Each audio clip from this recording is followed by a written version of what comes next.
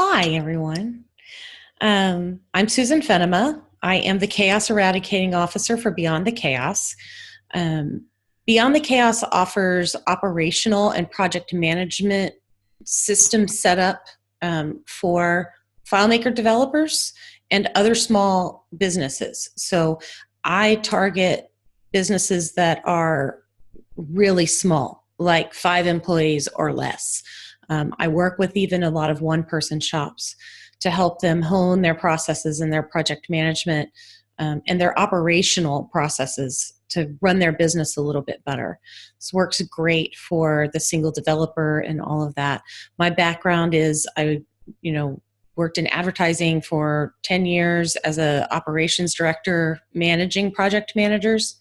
And then I also worked for a platinum partner for 7 years as the project manager there in a virtual environment. So I also know virtual business and how to set those things up too. So that's really what Beyond the Chaos does. We also offer project management itself. So if you're looking for that beyond the process, we have a fantastic project manager on staff. I can tell you also, if I can make my slides advance. I can. A few other little details. I am a non-technical, non-certified project manager, but I love technology. I don't have a piece of paper on my desk. I don't have a pen on my desk. I love technology. I use it for everything. The whole household is paper-free. I am a Texan, and I know this is going to be tough in Austin, but I'm an Aggie, class of 88. I am an FBA reseller, not a developer, but a reseller. I also am a home chef. It's a big deal for me. And if you have ever tried to serve a 7-course meal to 12 people in a small 1-bedroom condo, you'll understand that project management plays a role in that too. So I get to combine both of my passions there. All right, let's go to the next slide. Okay, here we are. Also, wife of a mechanic, mother of 2 cats and a dog. So if you hear noises in the background, it is not a baby crying. It's probably a cat or the dog, because they only want to interrupt when I start talking. Another big thing is that I'm the daughter, the sister, and the best friend of entrepreneurs. I'm a huge small business fan. I've been around it my whole life, and I love how it's really the backbone of America and what makes America run. So that is who I am if you have not met me before, but I have met several of you. So I will move on to enough about me, but what about you? And please feel free to unmute yourselves and chime in throughout this interaction. This isn't meant to be a boring presentation. It is meant to be interactive. So chime in, let me know what you're thinking. How many of you struggle with finishing your projects? I mean, actually finishing. I'm kind of looking to see if I see anything in the chat too, so feel free to chime in there. What about problems managing scope? I know that that's one thing that gets out of whack real fast, is the changes that take you off of your ability to finish the project. You might also be getting pulled in multiple directions and not knowing what to do next. That can be a huge challenge when working in the project management world. I'd also like, and if you guys could unmute this and answer this question, I would like to know kind of who I'm talking to. Am I talking to mostly people who are subcontractors, or do you have other people to delegate to or other team members in your group? This is Will. It's all of the above for me. Okay. Okay, that's good to know. Yeah, and I'm running a very small operation and delegating to one and delegating to several and trying to keep it all together. Okay. This is Daisy. Same as all the above. Okay. Okay. So it sounds like we have people who mostly have that challenge of how to delegate, how to stay on top of things and all that. So there will be some stuff in here about that. You know, if you wish you had a way to keep things organized a little bit better, this is where we're going to get to. The bottom line of all of this is your business running you, or are you running it? We want to get to the point where you are managing like you mean it and you are really in charge. So let's talk about the root problem. All businesses have the same challenges. You're not alone. You are not, doing something wrong. Everybody's dealing with the same thing. And that, not just FileMaker, that's all businesses. And the goal with all of this is that we want to be able to repeat our successes and avoid disorganization. So we're going to add structure, but we want to avoid bureaucracy, because that's, when people start to hear, put process in place, they start to think, this is just going to put a layer of paperwork that's going to be a nightmare. And that's not what we're talking about. That's not what we want to add. We want to just add enough structure that it allows you to get those successes repeated, and yet you're still avoiding a layer of, bureaucracy that makes it harder. So let's talk about some of the basics here. There are different terms that we're going to use throughout this. One is policy. So policy works with multi-person teams. If you are your own person and you don't work with anyone else, you probably don't need policy. But I will tell you, even before I hired someone, I did set a few policies. I'll talk about what policy is here in a second. FileMaker group. Process and procedure is another part of this.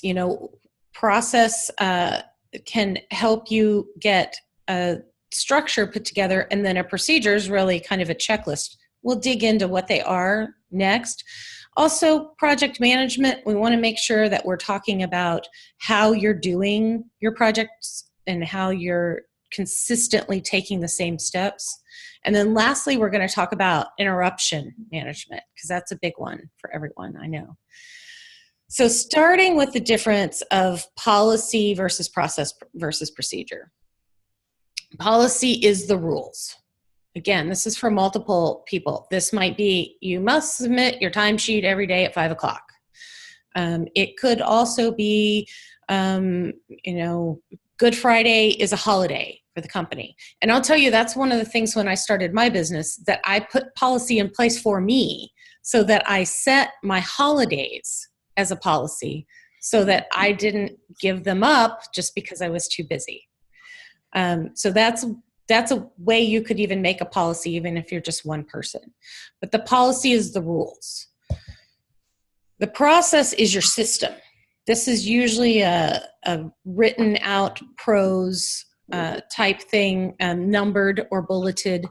And it's how you do things. It's the order you do things in. And it's what you want to make sure that you're repeating as part of your system. And then a procedure is a checklist. So this might be how to install FileMaker Server and all of the things that you go through every single time, so that you don't have to reinvent that wheel. Having this in place means you don't have to remember what went wrong last time because you forgot a step.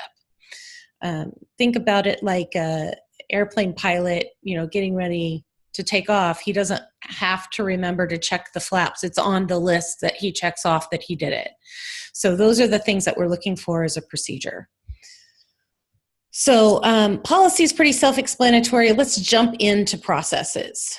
Why are they needed? And I've said this a couple times already. It's to repeat successes. I know many people will run into issues as you're going through a project. Welcome to sit in and watch the movie. And you'll find that the outcome, something happened, and you're like, oh man, if only we had done this. Okay, when something like that comes up in your mind, that gets added to your process so that next time you do it and you avoid the problem. So that's one way to make sure that there are more successes. Another is to stop reinventing the wheel. And, remembering, I'm looking for who that is because I'm going to mute you if I can find you on. It's me. Okay, Karina, let me scroll over here. I can't get to the window. Okay, can you mute yourself, Karina? Sure. Okay, that'd be great, just because of that. There you go. Thank you. Feel free to chime back in if you have something to say, but just so that we can get rid of that background noise. So the next thing, so stop reinventing the wheel. You want to make sure that you're doing the same thing over and over again without having to remember how to do it. But then also, and this ties into what you guys were saying, of the people that you have on board, this lets you start delegating because you know what the steps are that you follow. You know how to repeat it, and then you can share it with somebody so that they can meet expectations. If you don't have something to give them, then they're just struggling to do it their way, and then they're mad at you or you're mad at them because you didn't tell them or they didn't do it right. If you are clear up front, it sets those expectations of this is how we're going to do it every time. Sometimes they can actually add to that as they start to follow those processes and say, well, this didn't make sense to me. And you can start to modify some of their good ideas into them as well. The other thing that processes add to your business is a long-term business value. So when it comes to the end of your working days, you don't just have a client list and maybe an employee that you're selling to a potential buyer. You have a setup so that people can, a new person could come in, sit in your shoes and do your job as a business owner. And that makes that business worth more. There's no way that just the client list that may or may not go with the new person is worth as much as being able to repeat those same successes for the same clients. That's going to keep those clients better. That's going to make your business value better. Now, I know a lot of us aren't thinking about that today, so you have time. It's sort of like saving for retirement, right? You have time to start building up that value through creating those processes over time. It doesn't have to be done tomorrow. So what are some minimum processes that everybody should have? Sales, that's absolutely one. What do you do with a client a potential client from the second they contact you or the second you meet them all the way through to when they pay you money? What is your proposal process? How do you get proposals signed? How do you collect money? How do you remember to continue to follow up with them and not let them fall off the radar? Writing those steps down is a big step or a big a way to make sure that you're making some of those sales come through. That follow-up process is so important, and having a process surrounding it will actually convert more of those prospects into actual sales. Another one is invoicing and getting paid. How you invoice. Do you invoice, are you a fixed price project and you get all your money up front? Or do you have to invoice at certain milestones throughout a project?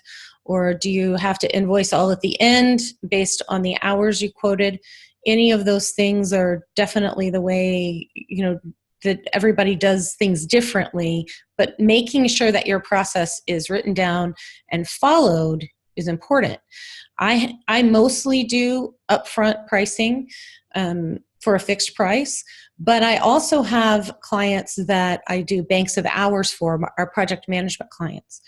And so with them, I have a process and I have a reminder that every Tuesday, and I go and I look at their projects and I make sure that they are not they are within 2 hours of the end of their bank. That way I'm invoicing on a regular basis instead of forgetting and they get behind, and none of us love accounting. That's just what you have to do to be in business. So setting up that process so that you don't get behind and it's not so overwhelming is huge. Obviously, projects. This is a place of how you open them. What are the consistent things that you do every single time? you do a kickoff meeting, all of that. The general structure of your project and the milestones that you might always have, what are your steps? Do you always do an ERD? Do you always do mock-ups? Do you always show them data screens? What are the steps that you're always going to follow, and get those into your project process so that you're always doing it the same way. And then how do you close a project? How do you make sure all the invoices are cleared? How do you confirm that it's okay to use their work in your portfolio? All of these things are things that you can put into the project closing process. All of these are really big things, and it's a quote when I was working with Brad Stanford. Some of you might know him. Nice long beard. He said, and I love this, the way to accomplish a big thing is to do all the little things that make it up. And so when you're thinking about these as big things, that's really it. Break it down into the little bitty steps, accomplish those things, and you accomplish the big thing. Okay, so let's move to project management. Let's talk about some tools. First, big one, email is not a project management tool. If you are using email to manage your projects, you're doing it wrong. Please stop. Email does not allow you any way to set up ways to follow up, dates that things are due, a common area to capture everything. Even if you're copying it into a folder, then it's out of sight, out of mind, and email is an overused tool anyway. So don't do that. Pick something. Basecamp, Teamwork. If you're using nothing right now, Basecamp is a great place to start. It's very simple. I prefer Basecamp 2. Very simple. Teamwork is Basecamp on steroids. And if you have been using Basecamp and want more, Teamwork is absolutely a step up. And you can import your Basecamp projects. You can also import your Asana projects. Teamwork, it's like they knew that they could steal from everyone if you could just import it. There's tons of other project management software out there. The key is to pick one and use it. It will add structure to your projects if you're using it. Now, I know all of you are saying, hold on, I'm a FileMaker developer. I can make this myself. Well, of course you can. But it's going to be buggy. It's not going to be finished. It's not going to have all the stuff that you need in it. It's not going to be off the shelf working because you have clients to serve. So just like you would tell your client not to buy a FileMaker tool if you had something that you could buy off the shelf as software as a service that serve the function, follow your own rule. It's not going to be perfect. You're always going to wish there was something else there, but use it. It actually does work, and you can put structure around it to make it work for you. Other tool I'm going to talk about here is regularly scheduled status meetings. Having those status meetings with your client, your team. One of the things this is going to do is make sure that you're preventing interruptions. You'll be able to know the next time you're going to talk with them. They'll be able to know the next time they're going to talk with you too. So you don't run into them calling you at the last minute to ask questions or something like that. But having those regular, and it doesn't have to be every week, but if you're actively in an active area of a project, you probably do want them every week. Do not spend the time in them talking about the development side of it. This is really to talk about where you are versus scope, the budget, and the time frame. What are the stops and starts and those types of things. So don't dig into development. You can take a smaller group offline and dig into the development, and you can schedule that during the status meeting, but that's not what the status meeting is for. It's really to keep everybody on track and to keep those expectations very clear in everyone's mind. Project management starts with your proposal. So your project management tool here is the proposal. How clear did you define your scope, your timeline, and your budget in there? I just released a blog post on, I think it was Monday of this week, that talks all about what should be in a proposal for good project management. You can go to beyondthechaos.biz/blog, and it should be the top one if you want to take a look at that. But the proposal is a very important part of making sure that your project is going to go smoothly. It sets those expectations early. Okay, so let's dig into a few tips. When you're opening your projects in these tools I've mentioned, every client needs their own project. You want to make sure that you're maintaining that confidentiality, that everything's all in the same place, and that you're keeping all of those communications in the same area. Now, there might be exceptions. If you have a client with multiple departments with all different people using different solutions, one is with the web and one is with FileMaker, okay, then you want a separate project for even within that client. But minimally, each client is going to get its own project. Oops. You also want to make sure that any to-dos or tasks have dates or deadlines. One thing that I hear a lot with these software tools is people will say, they don't work. I just put information in there and it gets lost and it's where things go to die. Okay, well, you know, if you put the hammer next to the nail, it's not going to hammer itself into the piece of wood. You have to actually use the tool and hammer the nail in. So that is part of this, is making sure that you're pulling in the dates and deadlines and assigning them. Also making sure that a person responsible is assigned to it. Most of these tools have a place where a person can go and look at their individual assignments across all projects. And if they're not assigned to it, it won't show there. Oftentimes, if it doesn't have a date, it won't show there, or at least won't show in a meaningful way. You can also include milestones rather than setting a deadline for each individual task. So while you might have, you know, several tasks surrounding something like buying your FileMaker licenses or installing FileMaker server or creating that invoice that they wanted, you don't need each individual task to have its own deadline as long as you have a milestone associated with it. And there are some creative ways that you can set those up into the softwares. So the importance is making sure that the theory is there up front. I'm going to suggest that if you're not good at this, if you're not good at the details, that you get help with building the structure and a template. You can, it doesn't have to be me, although I do have templates for FileMaker developers in both Teamwork and Basecamp ready to go. It doesn't have to be me, though. It can be your spouse that has an uncanny ability to organize things.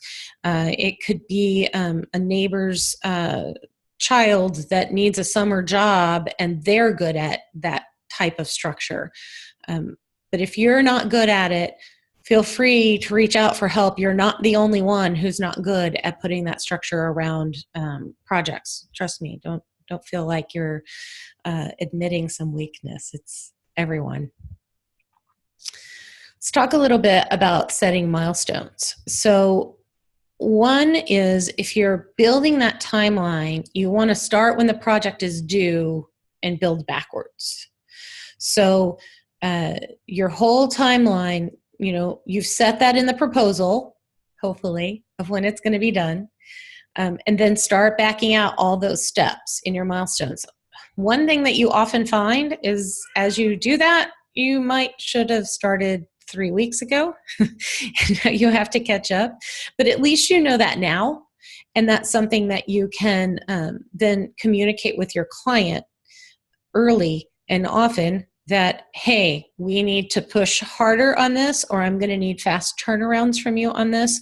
Or if you need to buy 2 weeks at the beginning of the project, you're a lot more likely to get it than at the end. And now you can hear Sam chiming in his approval. Okay, so the other option is that if there is no date required, you can schedule it forward. If you start at the beginning and schedule it forward, you know, sometimes you look at it and you're like, really? It's October? I'm starting this in April. That seems like maybe I padded it too much. So you might have to go back and reset that if that doesn't seem reasonable at the end.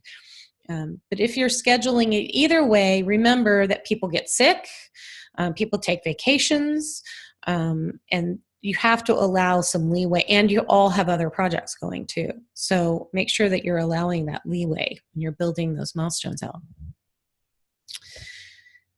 Now, here's the other important part to finish that project. You have to meet the deadlines or communicate it in advance.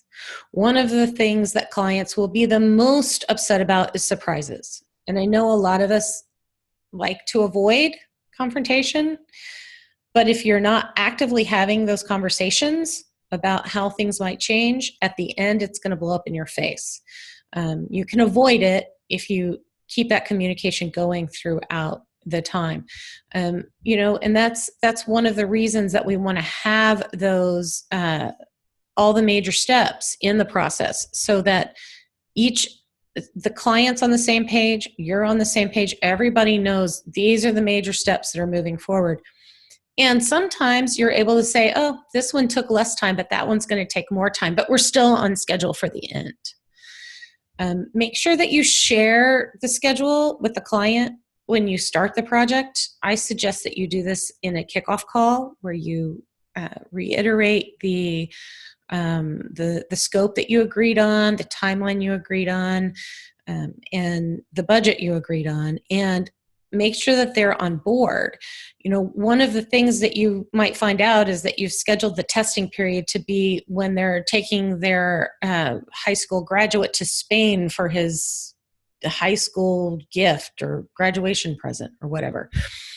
If something like that happens, you need to accommodate that. You need to change it. And if you find that out at the beginning, you can either, okay, let's see if we can get it done before, or maybe it's better that we wait and do it after. And hey, it buys us a little bit more time. So having those conversations with them at the beginning is important, because now they're also committing to the deadlines. Keep your team too. So make sure that your team isn't on vacation during bug week or something like that. The other is that in your status meetings, if you have these milestones set, it's very easy then to compare where you actually are versus where the milestones say you should be. And the other thing that status meeting does is it makes you feel a little bit more obligated to have something to show, or that progress demonstrated when you get there. So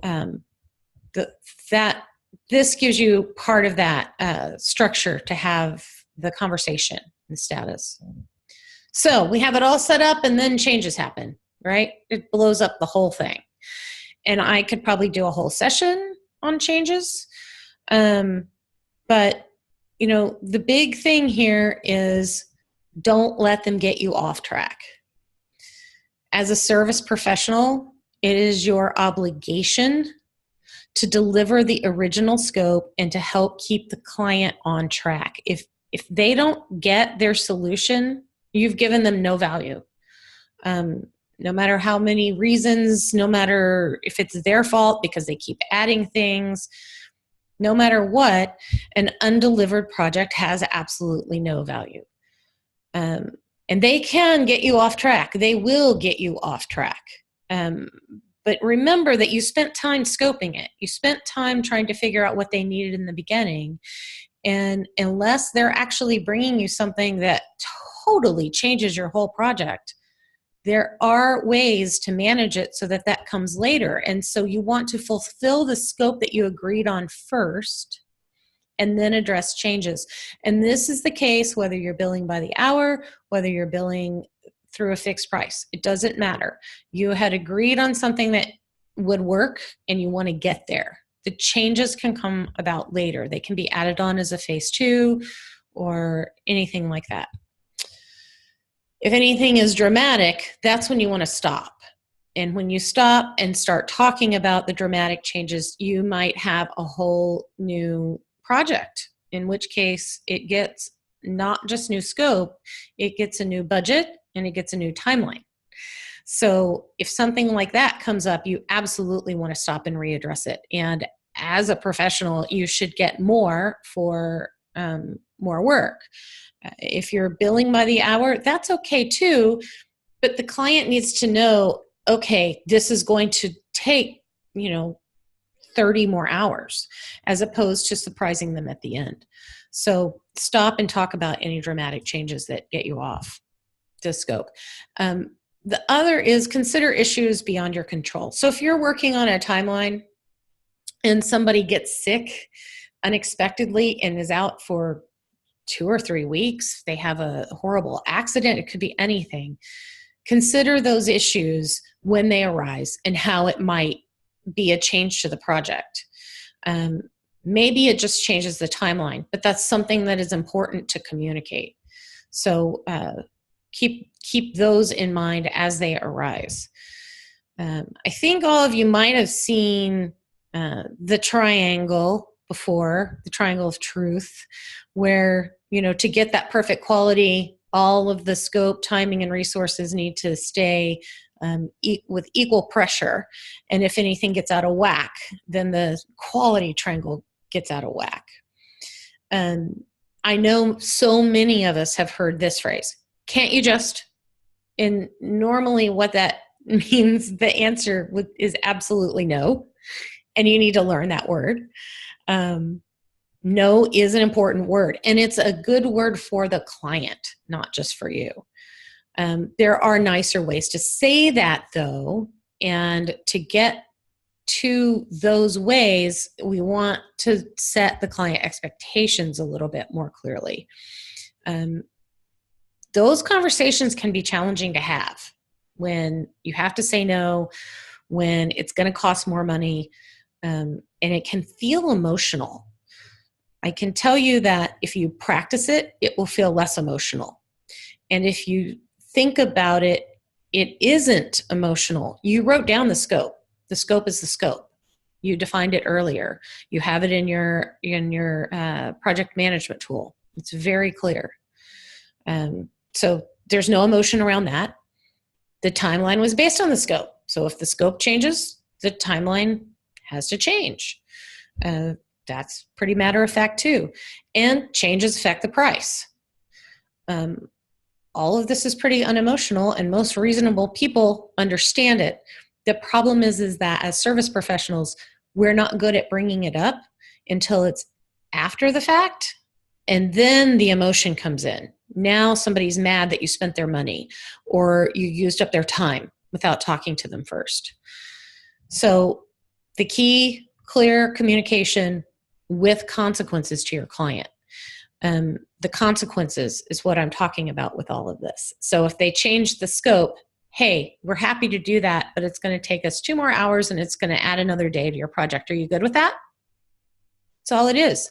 They then have the decision to make that up front. They can choose to do it or not. And you can add it or not, depending on what they agreed to. The clear communication is very important throughout, even if it's something where you're asking them for something. Hey, I need the PDF of your invoice by Friday, so I know what to design to when I'm working on it on Monday.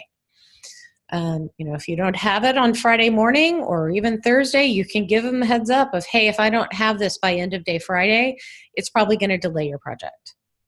If it's a continued delay, then it might be more money because even if it's not a fixed price project, it's going to take you more time to get back into it after you've been pulled off of it for a couple of weeks. You're going to have to figure it out and all of that. That adds hours.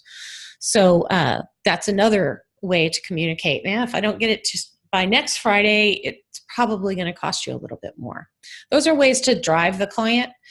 You can say it nicely, make sure you're communicating with them the way that they communicate, but surprises, that's the worst. Other thing is to give your client a way to dream, and this is something I use all the time, is the wish list. What do you wish for? What do you want to have, changed? What was your brilliant idea today? And at the end of every project, I have a task list that says wish list. And when somebody says, oh, can't you can say, oh, no, we can't squeeze that in right now, but I'm going to add it to the wish list so we can address it after we get this first version out to you. That results in an easy way to say no, also more money, because your next project can then be built off that wish list. You're building it as you go, kind of. There are several ways to invoice or to propose, I guess, off of the wish list. One is a change order. This is going to be an individual or group of tasks from that list. So you might say, we're going to do the first 6 tasks, and it's going to cost you $25 an hour. Hopefully not. Hopefully it's more like $200 an hour.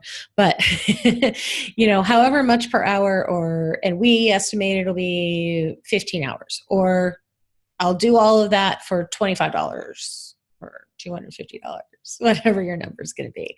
And that then lets them know what to expect to get those blocks of things due. The other is a change bucket or a retainer or pre-purchased hours. Any of those are phrases that basically mean money on deposit.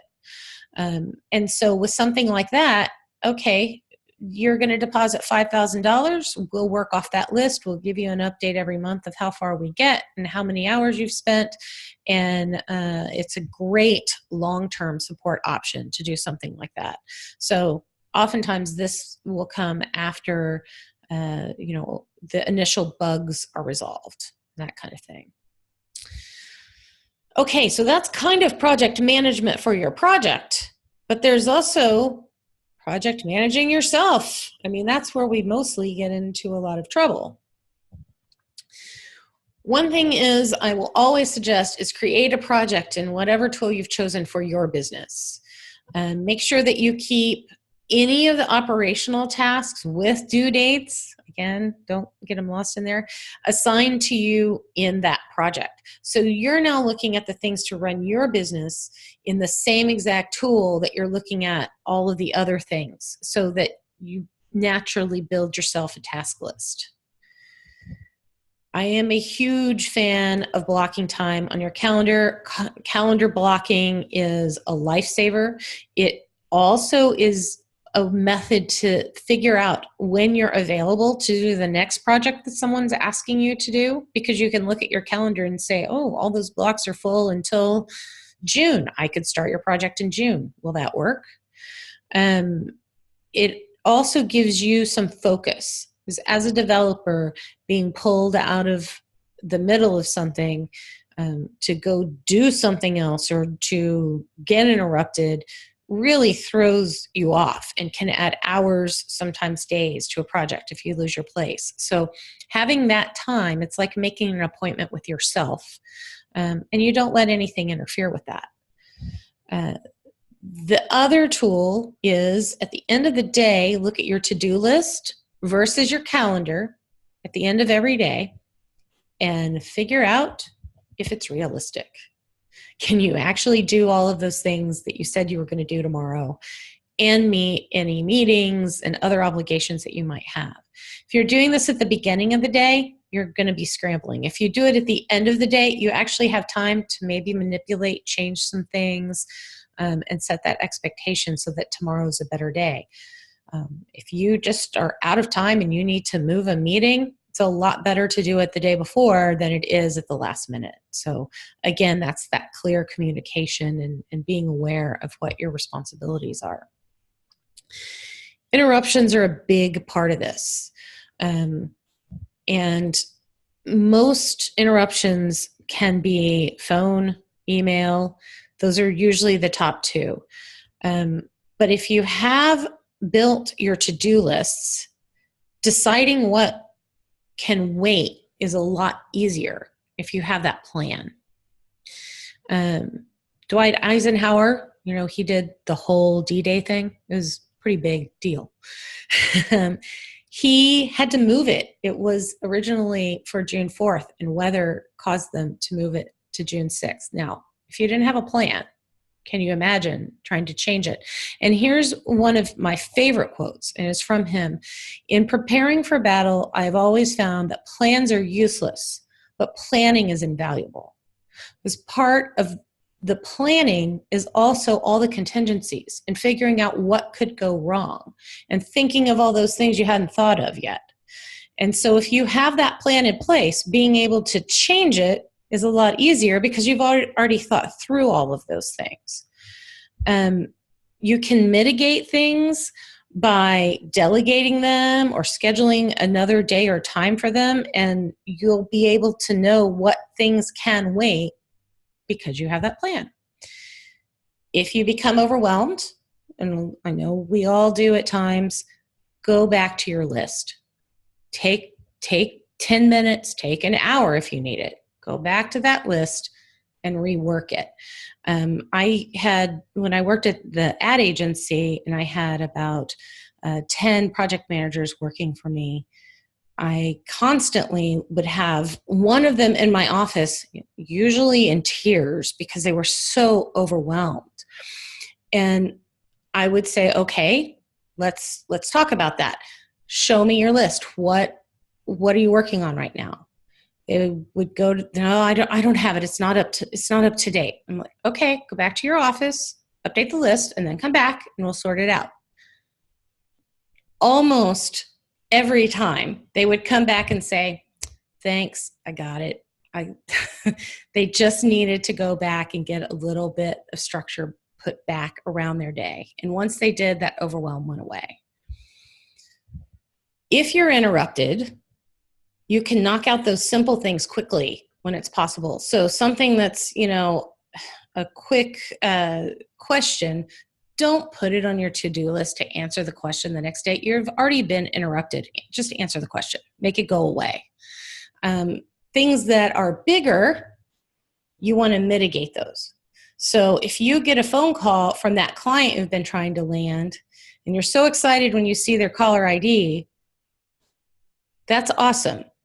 But you can answer the phone, say, hey, listen, I'm really glad to hear from you, but I'm in a meeting right now. Are you available tomorrow at 2:00? We could talk then. You have now mitigated that, put it into a place that you can plan for, but you've also addressed it and, given that client a little love and attention. If you lose a client because you did that, probably not the best client to be working with in the first place. So think about that too. The most common interruption is email, and people do this to themselves. The phone these days, it doesn't ring as much as it used to. If it is ringing too much, I would say go back to the status meetings because that might make it go away. But email is a thing that a lot of people struggle with. And there are ways to manage it. First, turn it off. Don't leave it open all day. Schedule times throughout your day when you're actually going to go through it. And set some boundaries with your client. They shouldn't expect an immediate back and forth conversation. You're now also using a tool to manage your projects, not email, so you don't need to be in it all day. Part of email's overwhelm is that our inboxes are totally full of things we haven't read, of things we haven't managed. So if that's the case, I would suggest you declare bankruptcy immediately and start making some decisions when you go through these emails at the time it's scheduled. So decision-making is the key when you're looking at the emails. There are only five things I think you should do with email. Respond to it, file it, junk it, flag it, or delete it. So If it's simple and easy to respond to, just respond to it, make it go away.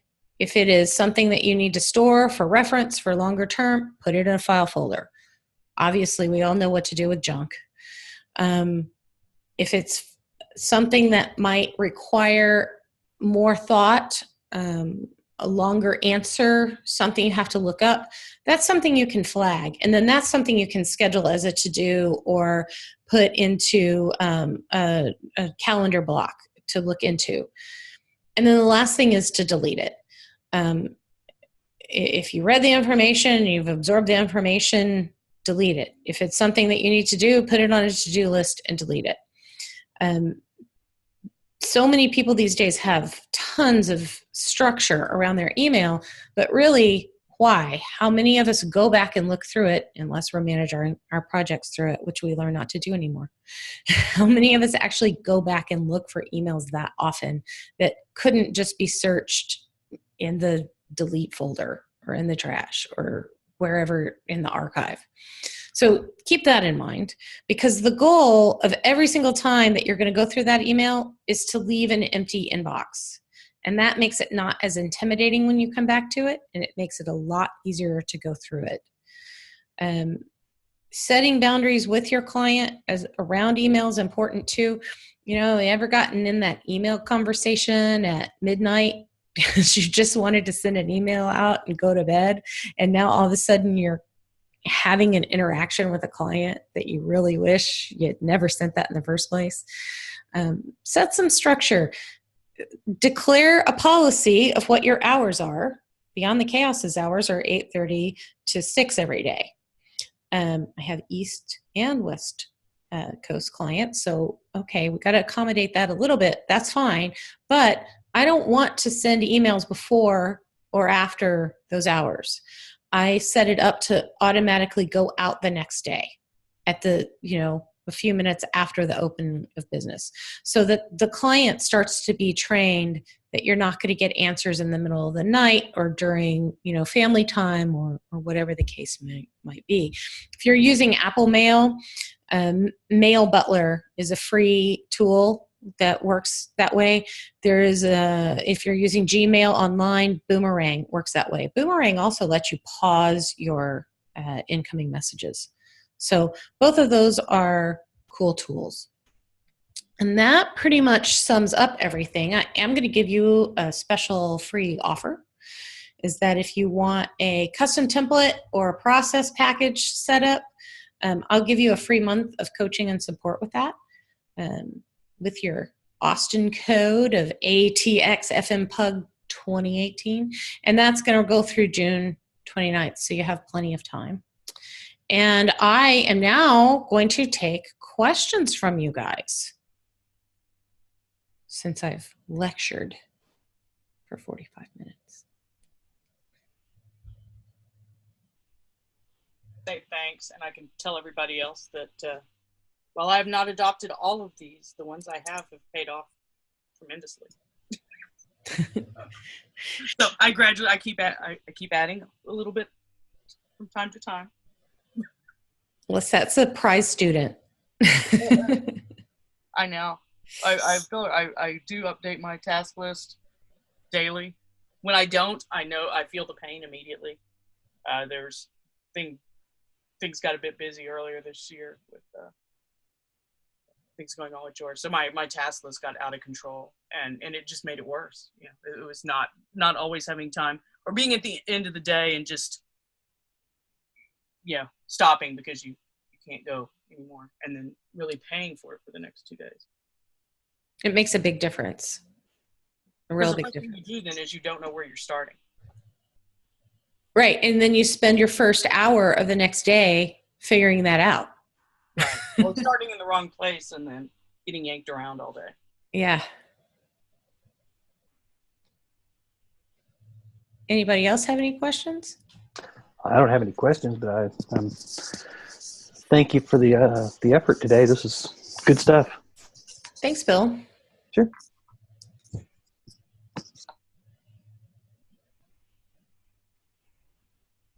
All right. Well, you guys are welcome to email me if you have questions after the fact.